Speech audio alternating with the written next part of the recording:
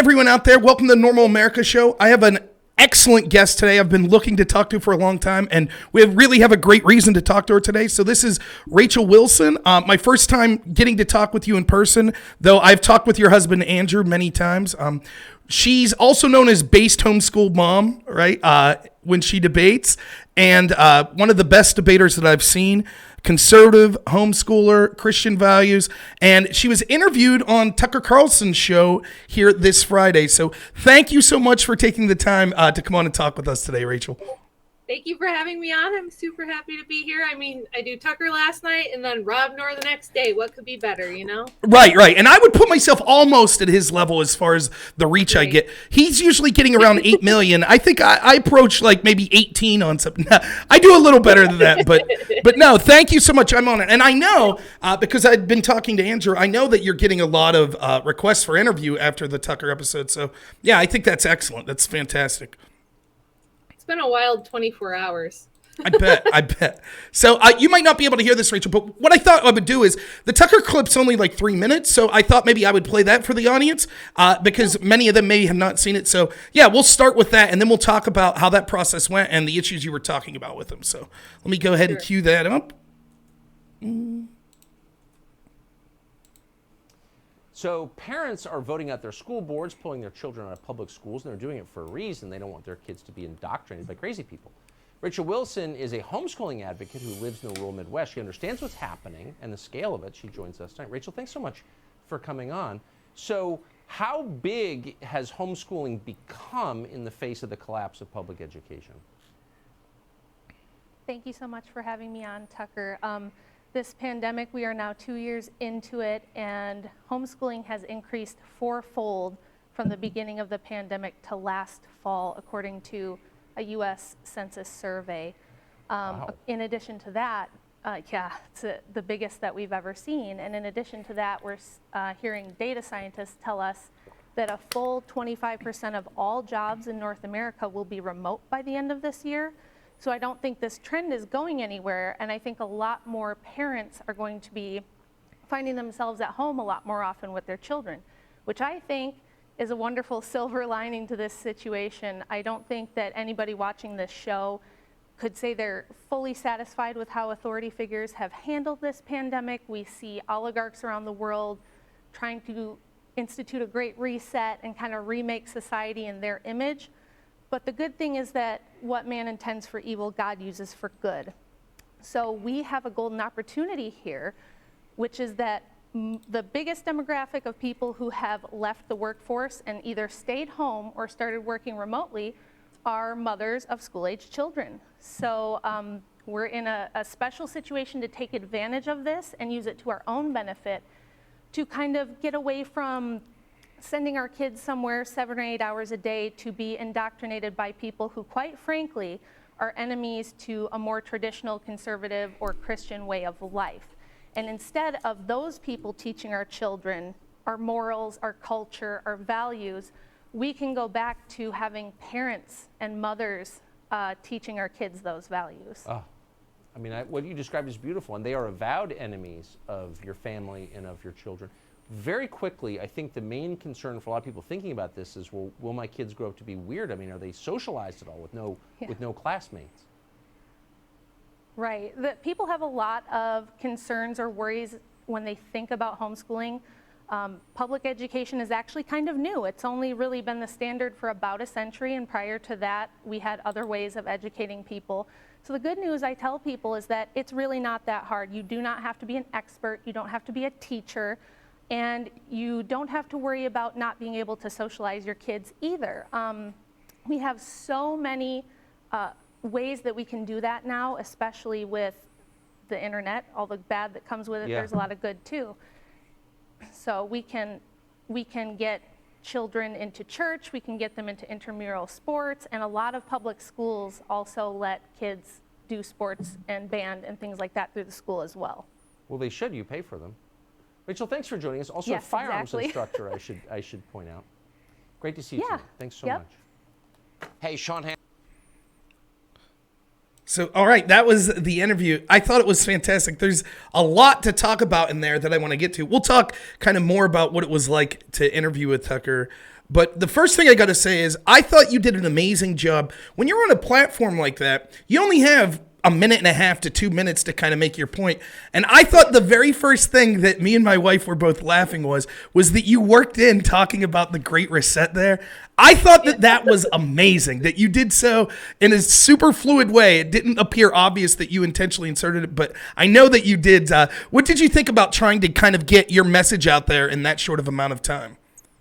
Well, that was kind of the challenge, because they told me it could be up to 4 minutes, but they did tell me like right beforehand that they were just a bit behind, so I knew it was probably going to go a little quicker than I hoped.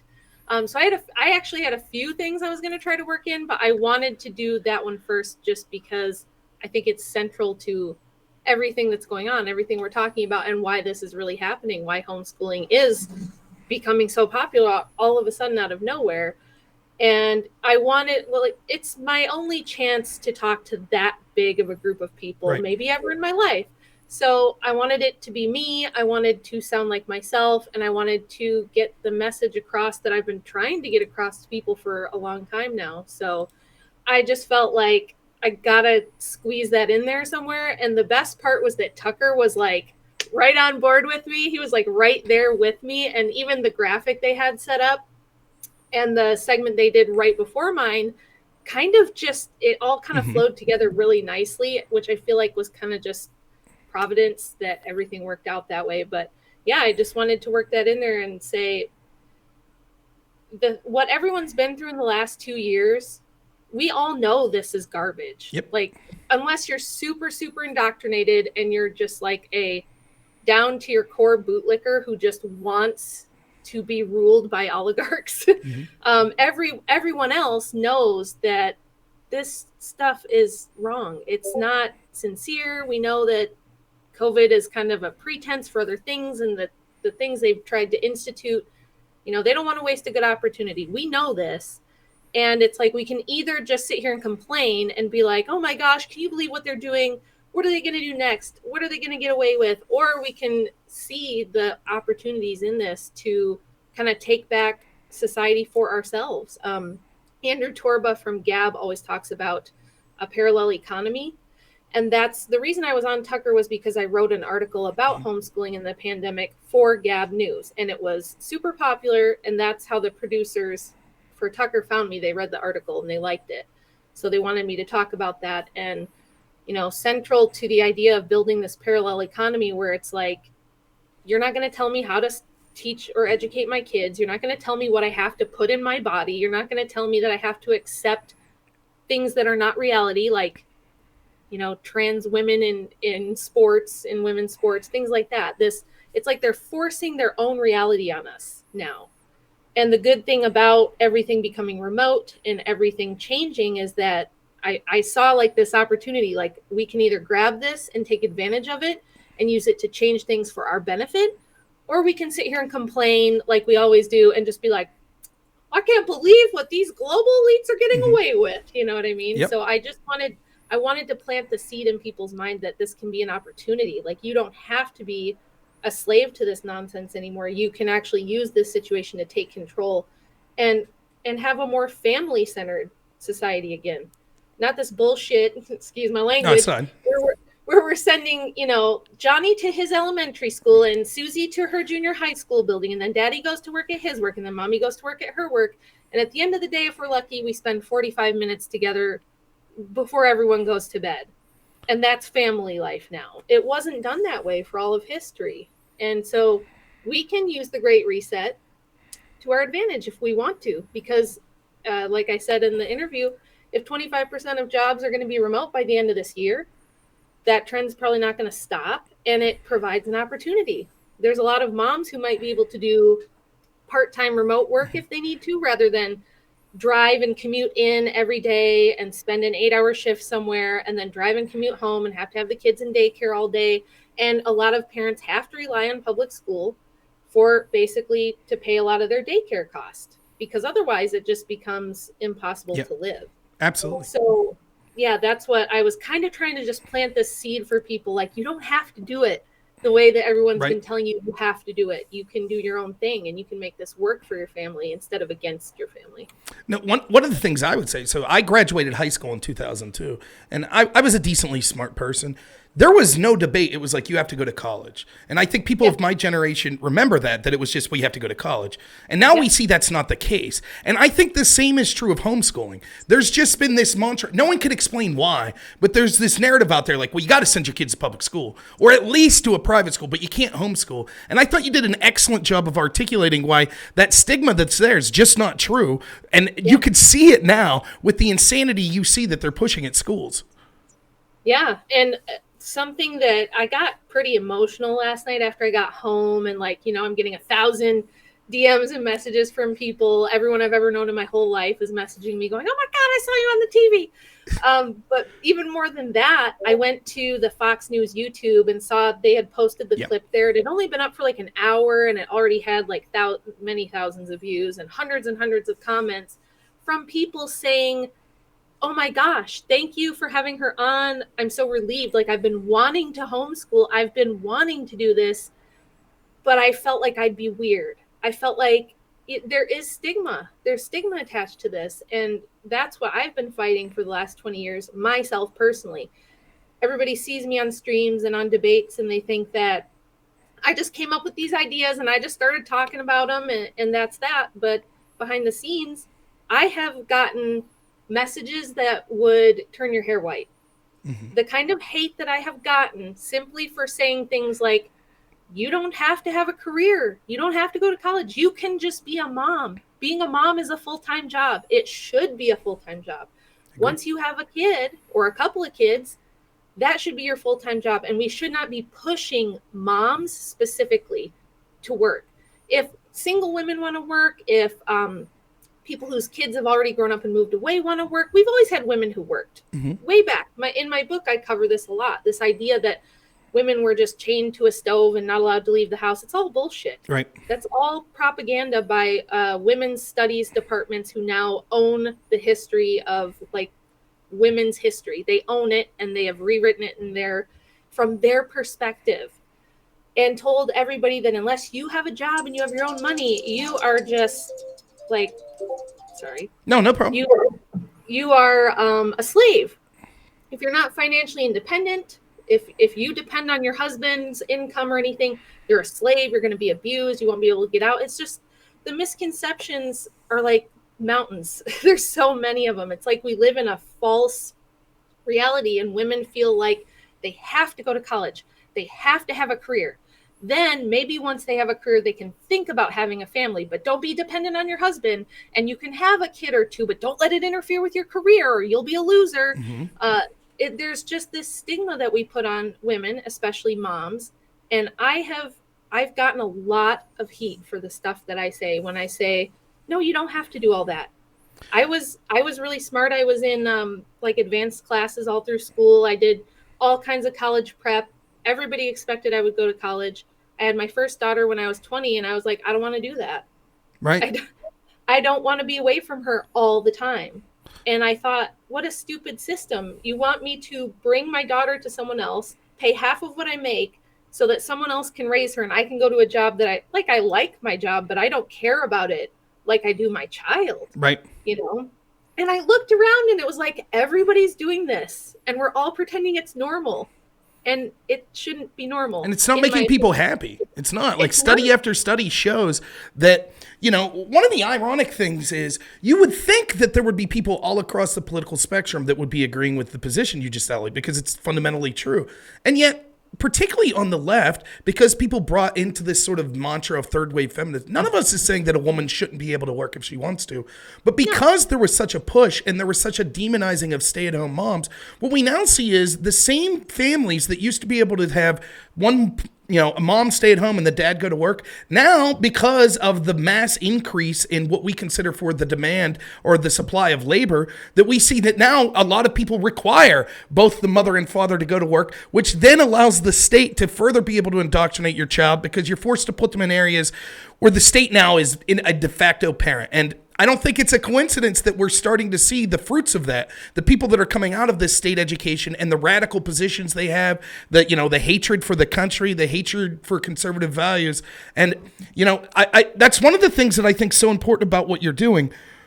Not just homeschooling, but you could even see this big movement of Merrick Garland where he was basically treating parents at school board meetings like terrorists. Anytime you're over the targets when they become the most extreme. And there's a reason they're going after people that want to homeschool, people that have problems with public education with so much strength. And the reason is because they realize in order for them to achieve their agenda, they need to continue to be able to indoctrinate children. Yes, 100%. And that's why at the end of that first little part there, when I said, we should be having parents and mothers teaching children, because we all know this isn't about reading, writing, and arithmetic. Kids barely learn that in public school anymore. They're learning almost everything except that.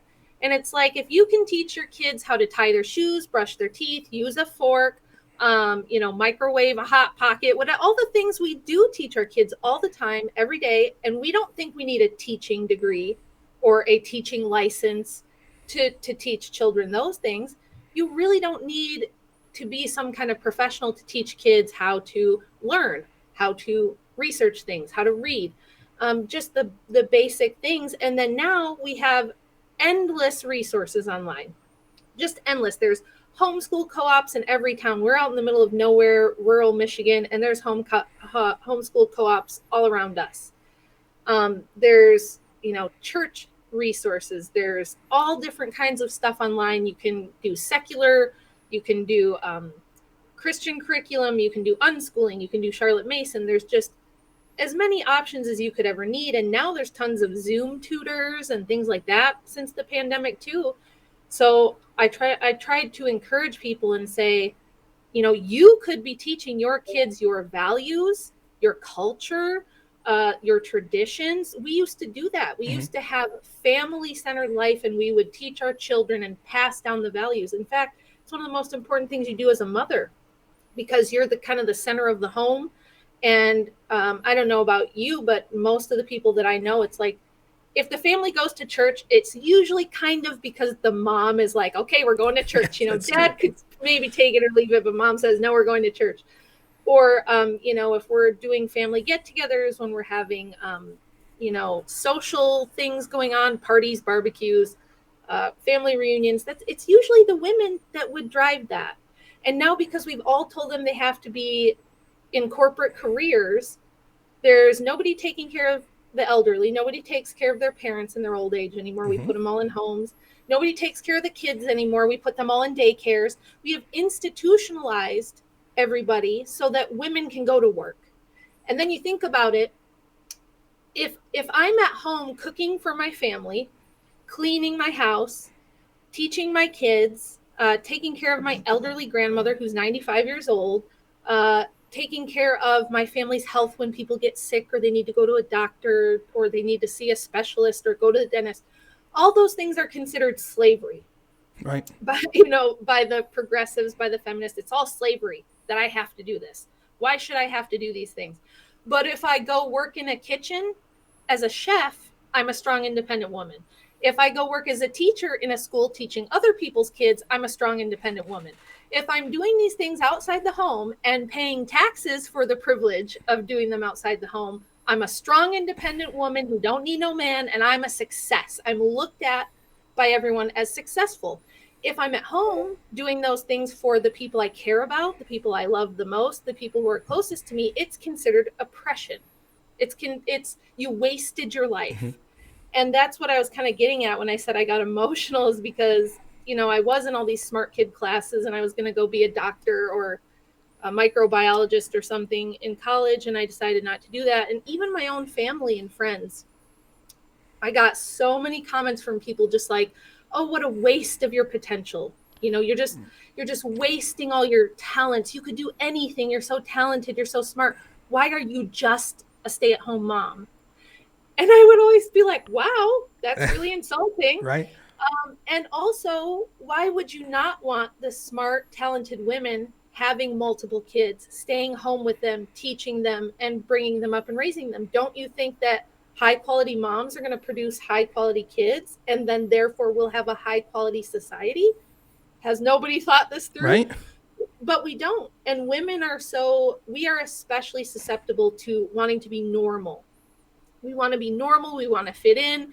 We're very scared to be shamed out of our social group. And so the past 50 years, I grew up in the 80s and 90s, and it was like, go girl, you're a strong woman. It was She-Ra, it was Wonder Woman, it was Madonna, it was like Shania Twain. It was all these really strong, independent career women, and that's what you were supposed to be. Be Beyonce, Don't stay home and be like Donna Reed or some silly old-fashioned stay-at-home mom. Right. Those days are gone. You're not going to ever bring them back. And I've had so much criticism, and last night was the first time in probably 15 years of me talking about this, whether on Facebook or to people I know or just online in general, that I've gotten like maybe 95% positive support.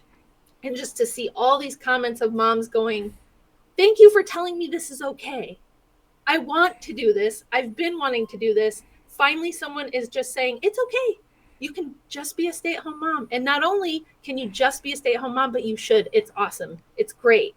It should be venerated. It should be respected. And it should be considered goals, not be a boss bitch. No, that's not goals anymore. We're going to make motherhood great again. We're going to make family great again. We're going to make grandparenting great again. We're going to make it more of a family-centered and hopefully a faith-centered society rather than this garbage we have now with sky-high rates of addiction.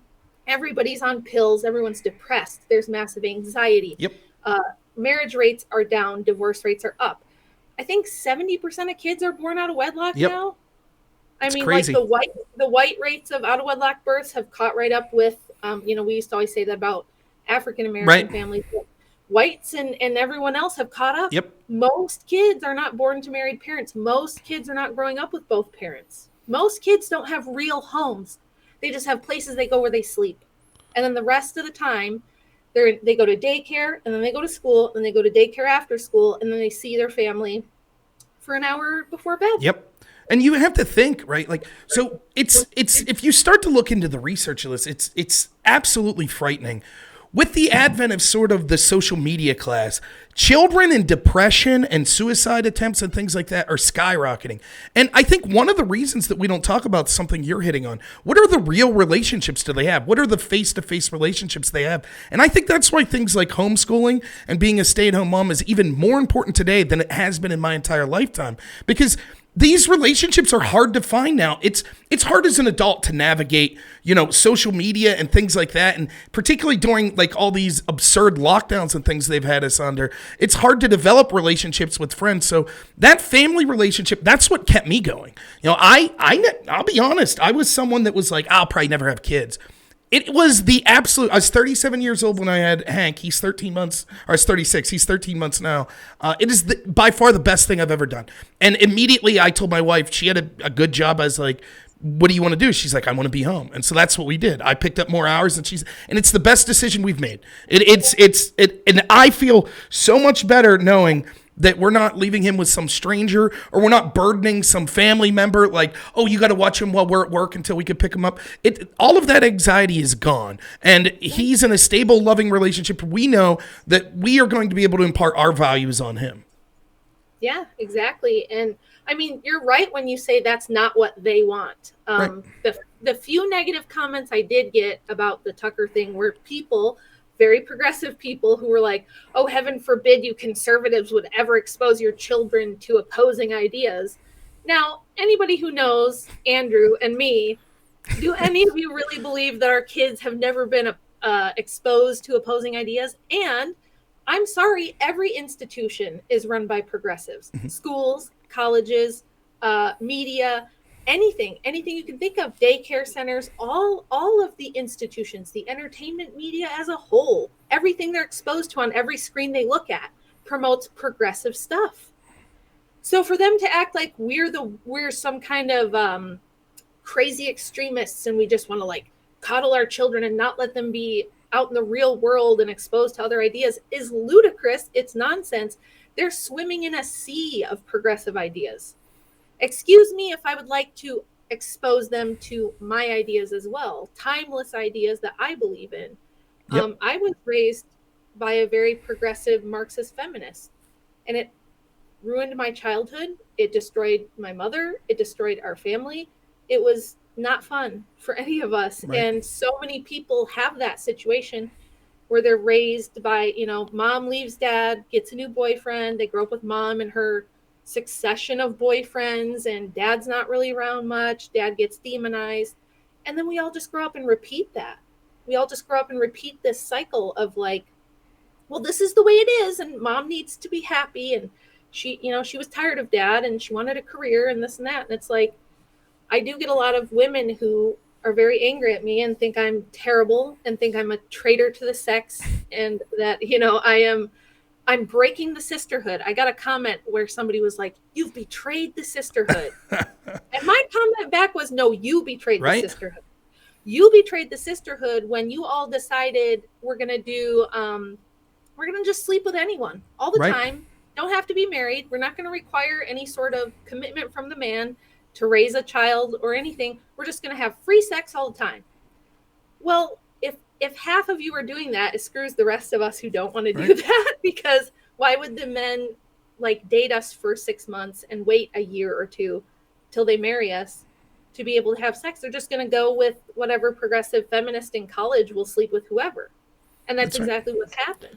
Now, that's not a good trade-off for men, and men have found this out because you guys get taken to the cleaners at family courts. Yep. And you end up having half your stuff taken. You don't ever get to see your kids. The moms always get a lot more lenience and preference in family courts and things like that. And schools, teachers are mostly women. There's not that many male teachers. It's a very gynocentric, female-centric society now. So guys they kind of shot themselves in the foot. It's like, yeah, you get the free sex, but look at everything else that you got to deal with now. And even the free sex, like this, when you look at this, like they've done studies on Tinder and other things like that. It's the top echelon of men, right? It's like the top 10% that they're just going around and having sex with different partners every night. And so then you're starting to see a movement where there's a bunch of men that feel hopeless because they feel that there's not a partner for them. And all of it's gratuitous anyways, because look, I'm not sitting here to be a party pooper on people. You live your life, you do what you want. But I am telling you, if you talk to anyone who's remotely wise on this, that sort of thing's fleeting. A family will last forever. And when you're getting to the end of your life, you want to have people there that care about you, that you've been important in their life and they're going to be important. Like you said, we see this problem with, we have this culture where we just throw old people away, put them in hospice, put them in the nursing home. We'll visit them once a month. I think you're spot on with that. The studies just show, particularly with women that start to get into their 40s and 50s and haven't had kids are miserable. Like on average, I'm not saying it's not possible to be happy, but on average, the more we've encouraged women to, you have to have a career, you have to do this, it's made women miserable. And it's not a pro-woman thing or a pro-woman's choice thing, because they demonize people like you. Even if it's not on purpose, they say, oh, you're making a mistake being you're just a stay-at-home. Just a stay-at-home mom, to me, that's the most important job in the world. And anybody who thinks that being a stay-at-home mom of 5 children, it's like, you think you work hard at your corporate job? Come do my job for a day or two and see how you feel about it. There's no punching out. There's no days off. There's no vacations. You might be sick with the flu and you're still going to have to clean everyone else's puke because they're all sick with the flu too. It doesn't matter. You're on call all the time. But what you said about men being how only the top tier of men really benefit from this free love for everybody nonsense. It's the same thing with women. Yep. We've told women you can all be anything. You can be a president, you can be an astronaut, you can be a CEO, you can have this great career. But I've brought this up in debates a lot. Over the last 100 years now, since the 19th Amendment, that's generally when I consider real women's lib to have started permeating the culture. 1960 onward, it's just whoosh, crazy. But even starting in the 20s, they started pushing more women's lib. We had flappers and we had short skirts and things like that. And casual sex and birth control and that kind of thing was starting to be talked about. And ever since then, if we go back and look at the top 20 careers that the most women end up in, they've barely changed over a century. Mm-hmm. The vast majority of women are cooks, they do cleaning, they are secretaries, they are teachers, nurses. Yep. It's all the same things you would be doing if you were doing what I'm doing. Yep. Caring for other people, taking care of people, teaching people, cooking, cleaning. It's service jobs. So women are still in service jobs, but you're paying all these taxes, right? And now we have, instead of a family wage, we have the type of economy, like you said, and I've had people try to counter me on this in debates too, where they go, you don't know that that's the reason why wages are down. There could be a million other factors. And it's like, there could be, and I'm sure there are other factors, but do you honestly think that going from 1960, where we had less than 5% of mothers in the workforce, to 1980, when we had half the people in the workforce are women, and more mothers than not working outside the home, you really don't think that had an effect on wages? Come on. That's ridiculous. Math doesn't work like that. You can't double the labor market in 2 decades and not have it affect wages. Of course it's going to. Like, that's 1 + 1 = 2. And that's one of the things that I find so frustrating oftentimes. And I'm biased, I'll say it, particularly when I'm arguing with people on the left, right? They don't want to acknowledge the reality. Like stupid things. I had a debate yesterday, right? We defunded police, and then predictably violent crime soared in the areas where you don't have proof that that's what did it. You don't have proof. And it's just... Correlation is not causation. Right. It's just so stupid. Not always, but sometimes. Right. Sometimes it is. Right. And you don't need a study for everything. Sometimes common sense wins out. You know, one of the things you said that I think is absolutely, I hadn't thought of until you said it, right? The idea of that they're always accusing us of what they themselves are. So when they accuse you of saying, are you afraid of exposing them to different ideas? This is the same crowd that we have polling that shows something like 70 to 80% of conservatives are afraid to speak their true thoughts on campuses. We see conservative speakers routinely drummed out of campuses. Like you said, that's just higher ed. When we see in K through 12 ed, it's the same thing. So they want censorship, censor fake news, censor disinformation on social media. We don't want this person to say this. We don't want them to say that. But not only that, they want to force you to have to listen to their ideas and force your kids to have to listen to. So when you say, no, I'm willing to do it myself, they get upset because it's not that they think, oh, you're unwilling to expose them to the other ideas. It's the opposite. They're worried that now those children will be exposed to ideas other than their indoctrination. Yes, that's exactly right. And this is not a mistake. I'm working on my next piece for Gab right now, which is going to be about public education in America and who founded it and what their ideologies were and what their ideas were when they started public education. And you might not be very shocked and surprised to learn that they thought public education should be compulsory and should be the norm, not because we're talking mid-1800s here. So we're just heading into the Industrial Revolution. We're not even fully industrialized yet. So it wasn't like, oh, we need a really educated society that can do these high-tech jobs. It wasn't that. It was that socialism was really picking up steam, and social gospel Christianity was really popular in America. This is like the Great Awakening, where we start, and it was right around the Civil War, right, when we're talking about racial equality and things like that. And the people who founded public education were the far left progressives of their time. And they really thought that if we have public education, we can train kids to be obedient, good citizens. We can teach them to follow the state rather than their family. Everybody remembers when Hillary or Elizabeth Warren said that your kids aren't really yours. It takes a village. Takes a village. Your kids she wrote the book, Elizabeth Warren, yeah.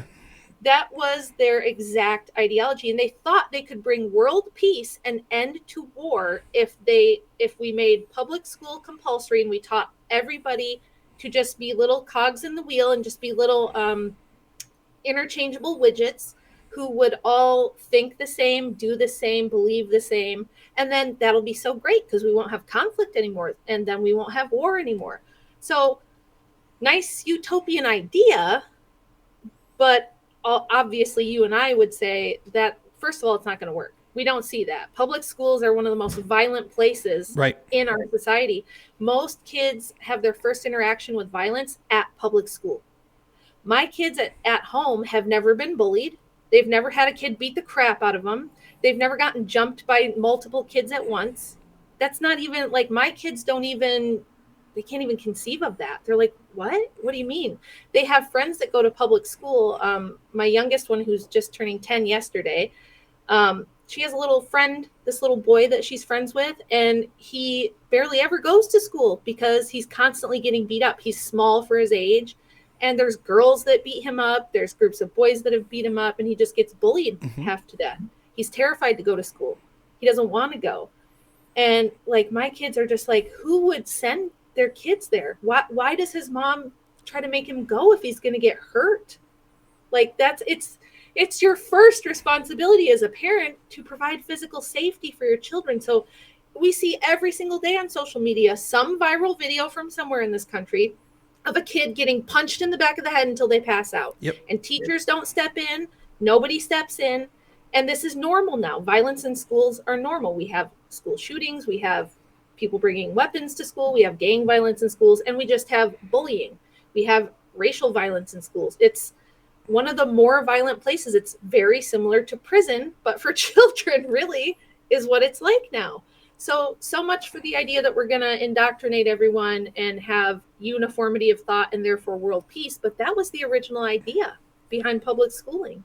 Yeah, that's absolutely agree. I'd be remiss if I didn't ask you, how was your experience? Did you get to talk to Tucker backstage any, or did you enjoy like the experience of just talking to him on air?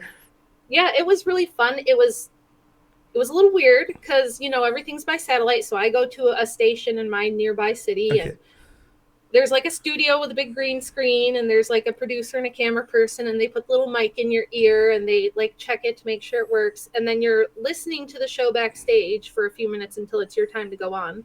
So you're just listening and waiting for them to start talking. And then he starts introducing the segment. So I'm like, okay, he's talking about my stuff and I can't see anything. Right. So I know that I have other friends who've done like Fox News and, they said there was like a monitor they could see. They did not have that where I was. So I couldn't see anything. I'm just in this pitch black room with these two really bright lights staring at a camera and just talking to it. And I can hear him, but I can't see him. I can't see his face. So it was just like, just talk, which everybody knows I can do.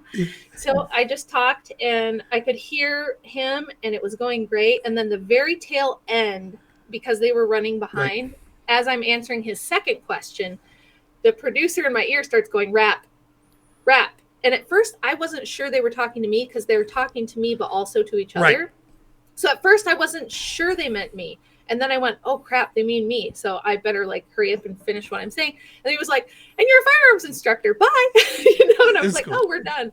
So it was quick, but it was very cool. And it was neat to just the whole thing was really neat. And I was just happy to get the message across. I don't have any like aspirations to be a media star or anything like that. I just really, really care about this subject a lot. That's why I wrote the book. That's why I do this stuff. That's why I started debating, just because I think if I can get this message out, it can really change people's lives for the better. And we could have children with better childhoods, less traumatic childhoods, more loving, more secure, safer, better childhoods.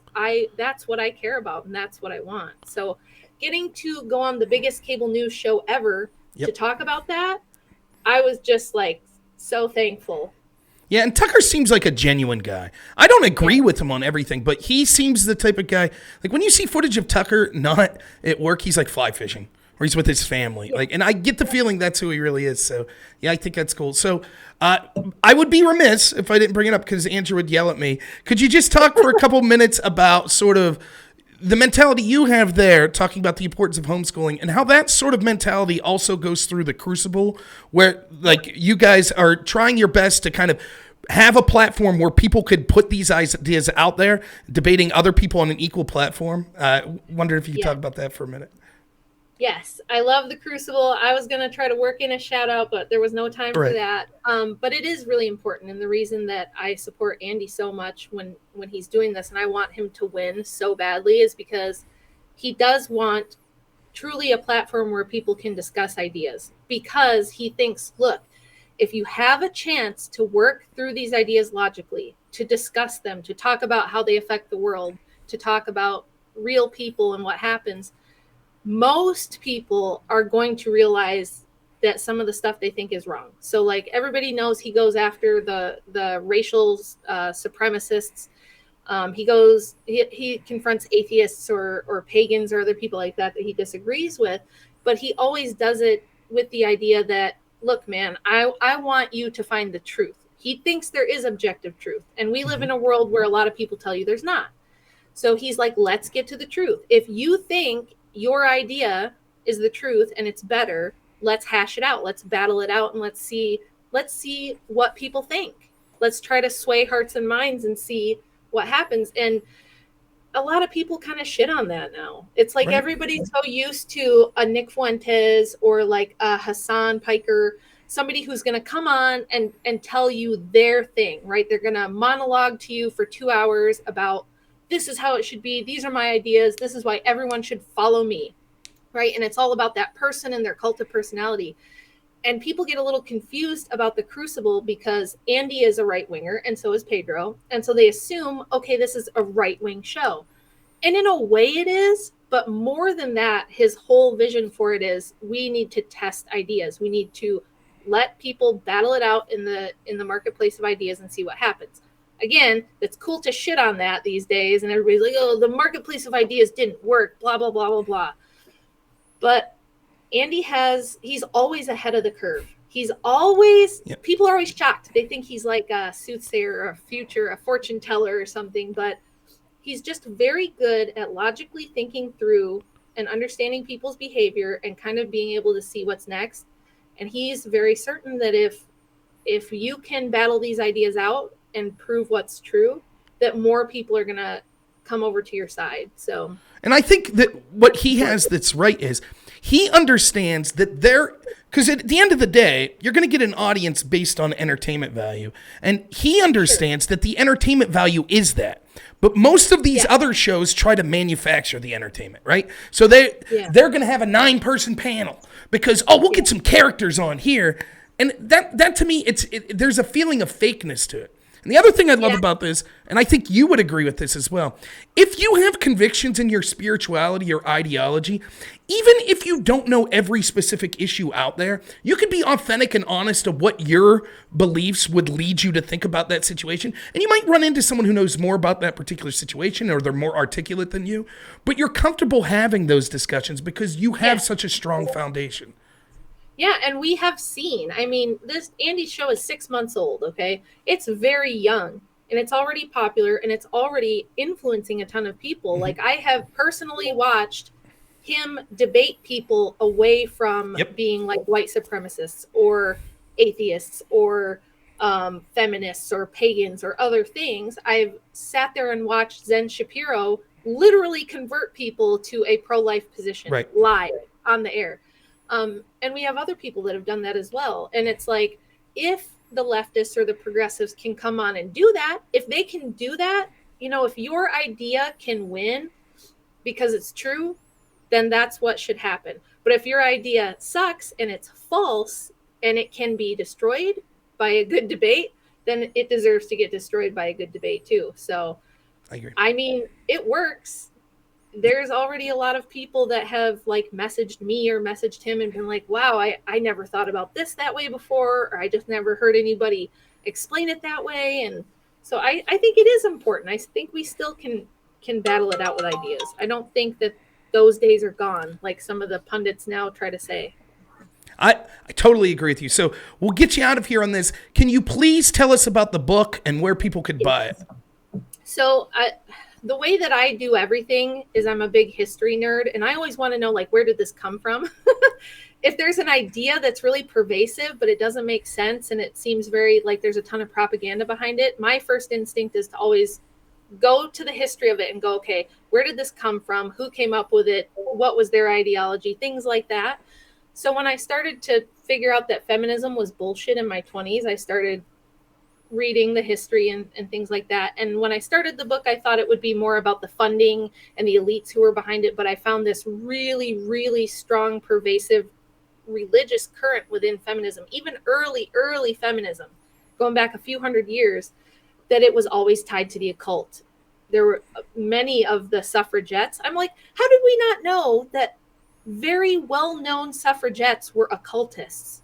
How did they just leave that out of history class? Like that some of them were high priestesses of like the Hermetic Order of the Golden Dawn or things like that, or that they were literal witchcraft practitioners, or that they rewrote the Bible. Just these crazy things that I didn't know. And I'm like, they're there for people to know, but nobody knows it. Me even being into this stuff, I didn't know it until I really started digging in for the book. So the book became about that. So it's like a brief synopsis of the history of feminism, why it comes out of the occult, why feminism at its core is a very like Luciferian type of a system, and how that affected all of the prominent people and what they did with feminism and with women's liberation and things like that. So it goes from like the ancient world all the way up till right now and talks about that. And then it kind of does examine too, like, how do we know that